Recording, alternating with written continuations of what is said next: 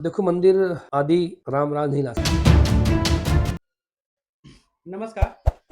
धर्म एक ऐसा मुद्दा है जिस पे जितना भी चर्चा किया जाए उतना कम है। लेकिन धर्म पे सुधार ना हो तो धर्म भी ठहरे हुए पानी की तरह हो जाता है, जिसको लोग कभी भी छोड़ सकते हैं। आज हम जिनसे बात करने जा रहे हैं, ये भारत के हिंदू समाज सुधारक संस्था आर्य समाज से जुड़े हुए हैं। इनके बारे में ये चर्चा करेंगे और आर्य समाज कैसे भारतीय हिंदू समाज में परिवर्तन लाया और किस तरीके से हिंदू समाज का प्रभाव रखता है। साथ ही साथ इसका जो धर्म पे जो राजनीतिकरण हो रही है, उसका क्या प्रभाव मानता है, किस हद तक आर्य समाज देखता है। तो भैया जी, स्वागत है आपका। जी, धन्यवाद जी। सिद्धार्थ जी। मैं जसबीर आर्य, गांव घिटोड़नी, दक्षिण दिल्ली से हूँ और काफ़ी लंबे समय से, जैसे उन्होंने बताया, एक संस्था है जो समाज सुधार की है। आर्य समाज से जुड़ा हुआ हूँ, उसके कार्य चल ही रहे हैं। आज इसी विषय पर सिद्धार्थ जी चर्चा भी करने वाले हैं हमसे। सबसे पहले तो मेरा पहला क्वेश्चन यही होगा कि आर्य समाज की संस्थापना से लेके आज तक के कुछ दौर को, कुछ महत्वपूर्ण बिंदुओं को अगर जो आप सामने रखें तो अच्छा जी, रहेगा। अगर इसमें विस्तृत चर्चा की जाए सिद्धार्थ जी, तो बहुत एक लंबा काल रहा है। बिल्कुल। क्योंकि अगर आंकड़ों की बात करें, संख्या की बात करें, तो आर्य समाज की भी एक तिथि है स्थापना की, लेकिन आर्य समाज वहाँ तक नहीं है। इस राष्ट्र का नाम आर्यवर्त था, सब जानते हैं। आर्य रामायण में था, आर्य महाभारत में था। तो आर्य समाज तो सदियों से रहा है, आर्य सदियों से रहे हैं। लेकिन शिथिलता आने के कारण जब ऐसा लगा कि कहीं ढीला हो रहा है कुछ कार्य, तो आर्य समाज की स्थापना ऋषि जानन ने 1875 में बंबई में। बहुत सुधार आंदोलन हुए। आर्य समाज ने इस राष्ट्र को सैकड़ों क्रांतिकारी दिए, क्योंकि वह दौर गुलामी का था। और जब गुलामी के दौर में व्यक्ति सबसे पहले क्या सोचता है? आजादी, स्वतंत्रता। जो गुलाम है उसके लिए सबसे बड़ी चीज क्या है? स्वतंत्रता।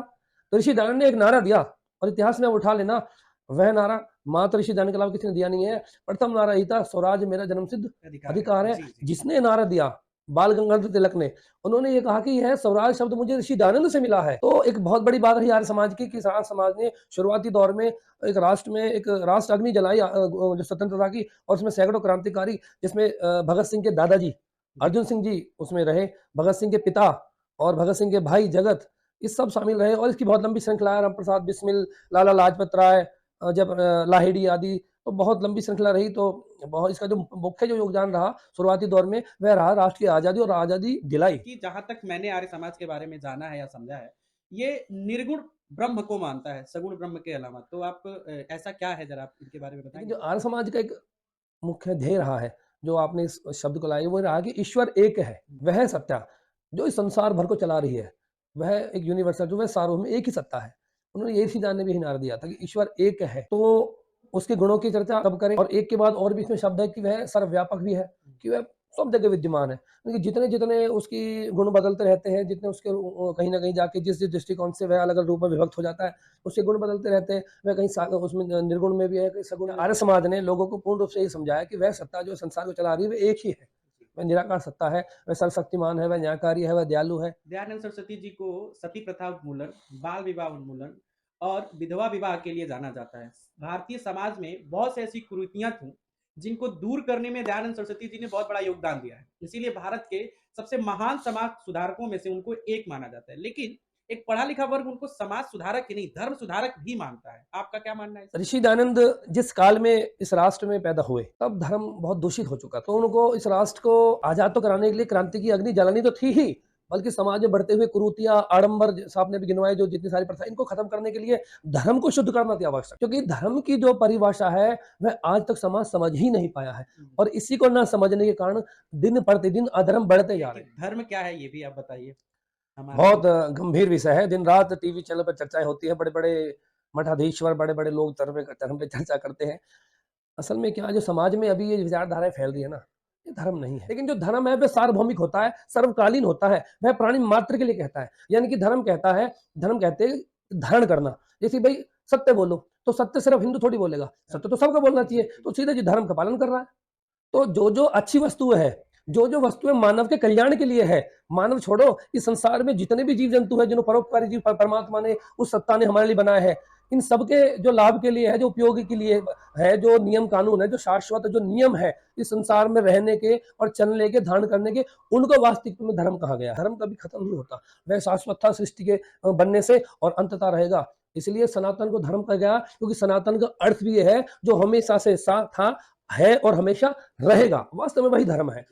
तो आप कह रहे हो कि समाज में बंटवारे का मुख्य कारण आज का जो धर्म बताया जा रहा है वो आपकी संस्था का मूल उद्देश्य है कि समाज में जाति धर्म संप्रदाय से परे हटके मानवतावादी बात किया जाए और पुराने वैदिक युग की तरफ या वैदिक व्यवहार की तरफ चला जाए। अगर कहीं व्यवस्था बिगड़ी है या कहीं दुख है या कहीं कहते हैं ना कि अराजकता है, तो व्यक्ति कहाँ जाता है? वह सोर्सेस खोजता है पुस्तकों में या इतिहास में, देखता है कि तब के लोग कैसे थे, तब कैसा वातावरण रहा होगा। और वो जब पढ़ता है इतिहास में कि इस संसार में इतने इतने अच्छे राज होकर चले गए, इतने अच्छे शक्तिशाली योद्धा होकर चले गए, तो सर फिर वह कहते भी है कि व्यक्ति किससे सीखता है? अपने अतीत से, अपने पूर्वजों से। जिन हम महापुरुषों का स्मरण कीर्ति करते हैं, उनके जीवन चरित्र को जानना होगा।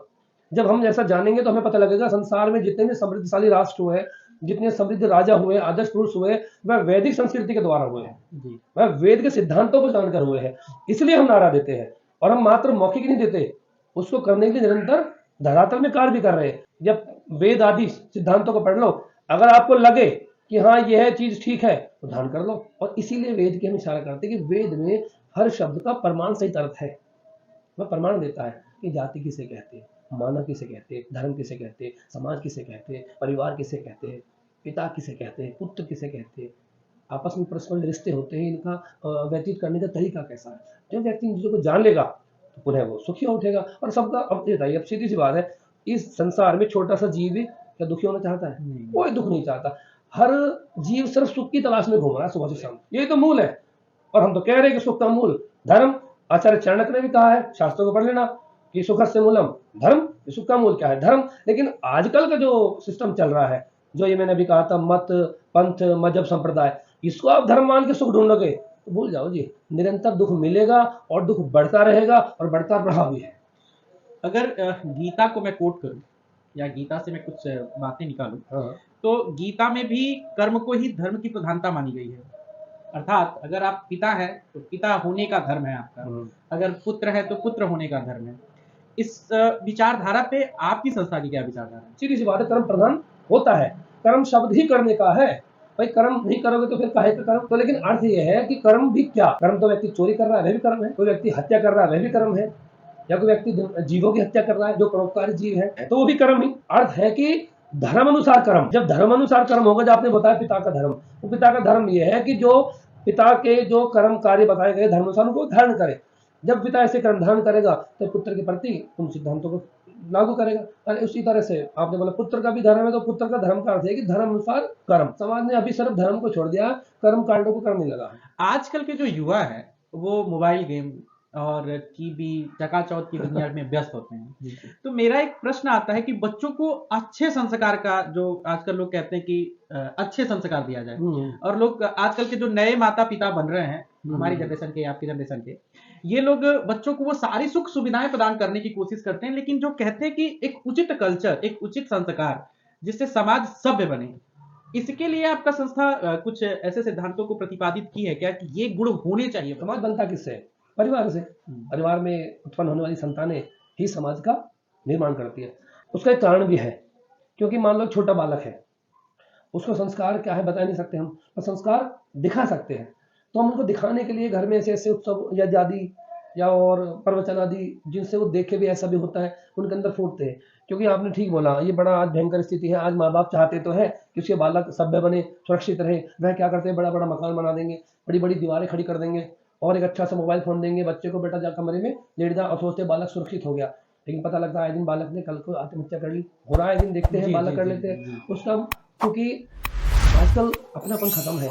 बालक यूट्यूब और गूगल से पूछता हूँ मैं ये कैसे होगा, माँ बाप से नहीं पूछता, क्योंकि माँ बाप को ही समय नहीं है बालकों को बताने के लिए कैसे होगा। और दुर्भाग्य को माँ बाप को भी नहीं पता कि हमें करना है, क्योंकि माँ बाप भी तो इसी मॉडल कल्चर से पैदा हुए हैं। कुछ एक ही माँ बाप होंगे जो उस संस्कृति को जानते होंगे, तो वह भी क्या करे। तो अब इतना जो एक जो बालक का जो अकेलापन है, इसको इतना घेर लेता। आपने ठीक बड़ा मुद्दा उठाया है, बहुत गंभीर विषय है, क्योंकि बालक ही आजकल के सभ्य नागरिक बनने वाले हैं। तो इसके लिए आज समाज उनको एक चरित्र निर्माण की शिक्षा भी देता है, तरह तरह के खेल आयोजित करता है, उनको ब्रह्मचर्य के नियम बताता है कि कैसे ब्रह्मचारी बनना चाहिए। लेकिन जैसे समाज में बोला जाता है कि औरतों को कपड़े ऐसे पहनने चाहिए, वैसे पहनने चाहिए, जबकि आर्य समाज का औरतों के प्रति सुधार बहुत ज्यादा समाज में किया है। तो पर्सनल मेरा जो ओपिनियन है वो ये है कि पुरुष बालक सभ्य है, तो महिला अपने आप सुरक्षित, महिला को सुरक्षित माहौल देने के लिए किसी सुरक्षा व्यवस्था को बनाने की जरूरत नहीं है। तो अगर हम अपने बच्चों को ये समझाएं, घर से समझाएं कि क्या बुरा है और क्या सही है, तो इसके लिए घर में ऐसी कौन सी चीजें होती है। एक तो जैसा आपने कहा कि बच्चों को अकेलापन घेर रहा है। दूसरी चीज मैं ये जानना चाहता हूं कि आजकल के माँ बाप भौतिकवाद पे बहुत ज्यादा जोर देते हैं कि मेरा बच्चा इंग्लिश मीडियम स्कूल में पढ़े, मेरा बच्चा ज्यादा स्टाइलिश दिखे, मेरा बच्चा ज्यादा टेक्नोलॉजी के प्रति अपग्रेड रहे, लेकिन वो मूलतः उन बातों को नहीं रखते हैं कि जैसे मेरा बच्चा मेरे दादाजी, मेरे पिताजी, मेरे अपने नाना जी के से संबंधित हो, अपने चाचा से संबंधित हो, अपने बुआ के घर जाए, अपने भाइयों के बीच में रहे।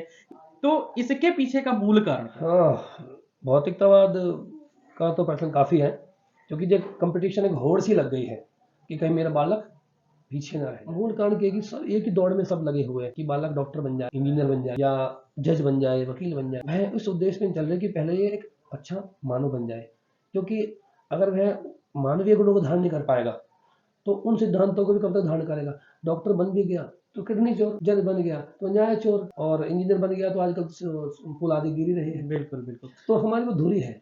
जब तक हम उसको भौतिकवाद के साथ साथ ये कहते हैं ना कि मॉडर्न के साथ मॉरल एजुकेशन नहीं देंगे ना, तो परस्पर वो फिर मजा समाज में नहीं आएगा, हम दुख भोगेंगे कहीं ना कहीं चीज का। तो मतलब माँ बाप के साथ साथ जो विद्यालय है, मतलब जो कहा भी गया है कि समाज को बनाने का अधिकार या समाज को बनाने का जो कर्तव्य है तीन ही लोगों के पास जाता है, माँ बाप और गुरु। तो मतलब मेरा अगला प्रश्न ये है कि आजकल शिक्षा का व्यवसायीकरण हो गया है बहुत ज्यादा, और शिक्षा का व्यवसायीकरण होने की वजह से स्कूल में ड्रेस भी खरीदिए, किताबें भी खरीदिए, लेकिन शिक्षा नहीं मिलती है वहां पे, और वहां पे सब कुछ तो मिलता है लेकिन शिक्षा नहीं मिलती। निसंदेह निजीकरण तो हुआ है। जब हम एक चकाचौंध वाले भौतिकतावाद में जाएंगे तो स्कूल भी तो हाई फाई बनने निश्चित है। लेकिन जो आपने कहा शिक्षा की बात, शिक्षा तो सब जगह मिलती है। शिक्षा तो अनपढ़ माँ बाप भी देते हैं अपने बालक को, जी देते हैं ना जी, भाई बोलते हैं ना कहाँ से शिक्षा सीख के आया, किस माँ बाप से शिक्षा ली है। जी जी जी, शिक्षा दे रहे हैं, लेकिन शिक्षा का जो मूल उद्देश्य है वह सिर्फ धन कमाना हो गया है। जी जी, इसलिए वो उसी तक वह भी वो ले भी रहे हैं, तो उसका मूल मंत्री वापस वही उनको दे रहे हैं।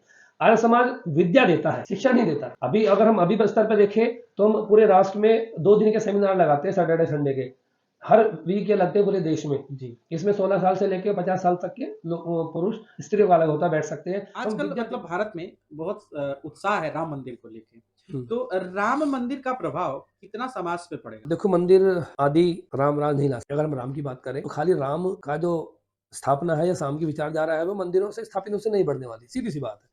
ये मंदिर मस्जिद तो ईट पत्थर रोड़े के बने हैं, लेकिन जब तक लोगों के दिमाग में ईट पत्थर है ना, मेरा अर्थ है कि जब तक लोगों की जड़ बुद्धि है तब तक हम समाज को राम नहीं दे सकते। राम मतलब एक आदर्श पुरुष, एक आदर्श पति, एक आदर्श भाई, एक आदर्श शत्रु। शत्रु भी आदर्श क्यों है? क्योंकि उस जिसका उसने वध किया उसके राज को भी उसी के लोगों को दे दिया, अपना व्यक्ति नहीं बैठाया, इसे आदर्श शत्रु है। राम किसी एक जाति का नहीं है, राम तो आदर्श सभी के लिए है, हर व्यक्ति हर विचारधारा के लिए है, क्योंकि वह एक आदर्श है। हम कहते हैं ना मर्यादाओं में पुरुषोत्तम अग्रणी, तो हम जब मर्यादा पुरुषोत्तम श्री राम की जय बोलते हैं या मंदिर आदि बना रहे हैं, उत्साह है, निसंदेह उत्साह इसलिए है कि लगभग 500 साल का संघर्ष रहा है। ठीक है, विचारधाराएं बदलती रहती है, उस काल में विचारधारा थी, तोड़ा गया, आज भी विचारधारा है, आज भी आए दिन कुछ लोग उल्टे सीधी बातें बोलते रहते हैं, कुछ मंदबुद्धि आदि लोग बोलते रहते हैं, लेकिन प्रभाव इतना ही पड़ेगा कि शायद लोगों के अंदर ये हो जाए कि भाई चलो तो एक तरह से जो इतना बड़ा सपना पूरा हो गया, राम मंदिर बन गया, तो अब राम राज भी आ ही जाएगा, धीरे धीरे बदलाव आ ही जाएगा, इतना ही तक सीमित है। लेकिन बदलाव के लिए तो राम को जानना पड़ेगा, वैसा पुत्र, वैसा पिता, वैसा पति, वैसा राजा बनना ही होगा, अब इसका प्रभाव समाज में ज्यादा होगा हमारे दृष्टिकोण से। तो राम राज्य के लिए राम का धारण करना बड़ा जरूरी है, राम की विचारधारा को धारण करना बड़ा जरूरी है। तो राजनीति का मुद्दा हो या धर्म का या समाज का मुद्दा हो, मुद्दा सिर्फ समाज से ही निकलता है। मुद्दा जो भी हो, जैसा भी हो, मुद्दे को मुद्दा रहने दीजिए और अपने आप सुधार लाइए। राम हो या कृष्ण हो या दूसरे मजहब के मानने वाले लोग हो, उनकी मूल बातों को मानिए, बच्चों को अच्छे संस्कार दीजिए, उचित शिक्षा दीजिए। इन्हीं बातों पे हम अपनी वाणी को विराम देते हैं। जय हिंद।